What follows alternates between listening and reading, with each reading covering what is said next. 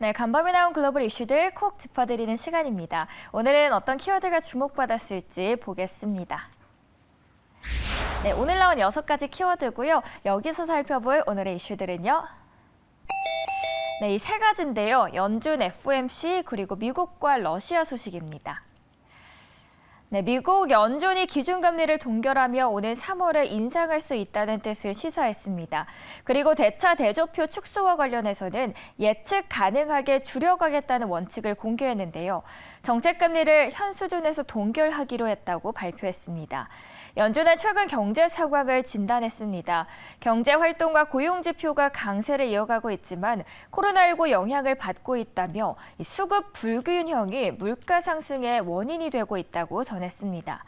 또 백신 접종 확대 등으로 인플레이션이 나아질 것이라면서도 변이 바이러스로 인해 아직 경제 전망에 위험 요소가 남아있다고 봤습니다.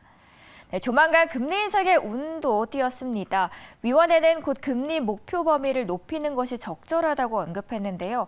구체적인 특정 시점을 언급하지는 않았습니다. 이 테이퍼링이 종료되는 오는 3월이죠. FOMC에서 인상이 유력하다는 시각입니다.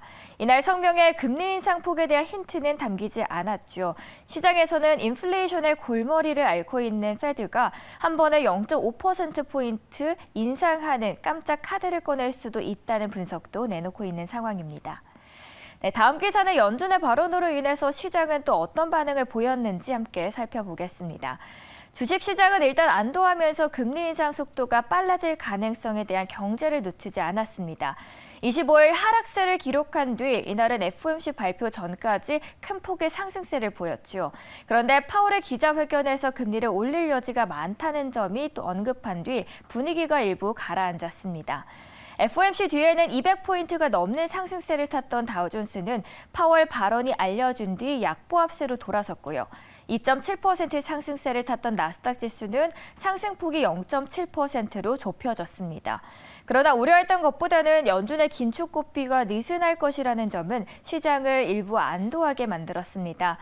파이낸셜 타임스의 기사도 함께 찾아봤는데요. 시장은 더 강경한 발언을 예상했다면서 시장이 일부 안도감을 가질 수 있게 됐다고 말했습니다. 그리고 일부에서는 이번 회의에서 금리 인상과 함께 채권 매입이 종료될지 모른다는 전망도 있었죠. 그것도 현실화되지는 않았습니다.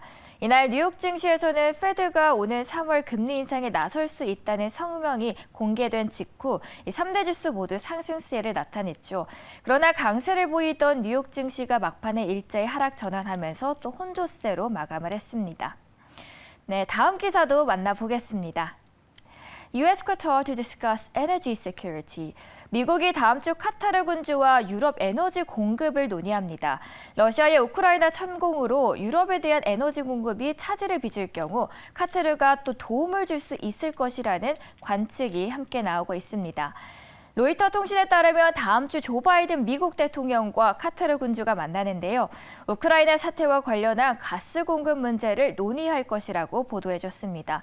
미국은 최근 카타르를 비롯한 주요 에너지 생산국 그리고 대러시아 제재 시 에너지 공급 대책을 논의하고 있습니다.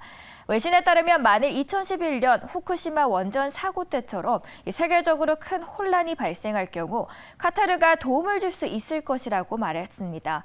다만 가스 공급을 유럽으로 돌리기 위해서는 기존 고객 국가에 대한 미국의 설득이 필요할 것으로 보인다고 설명했습니다.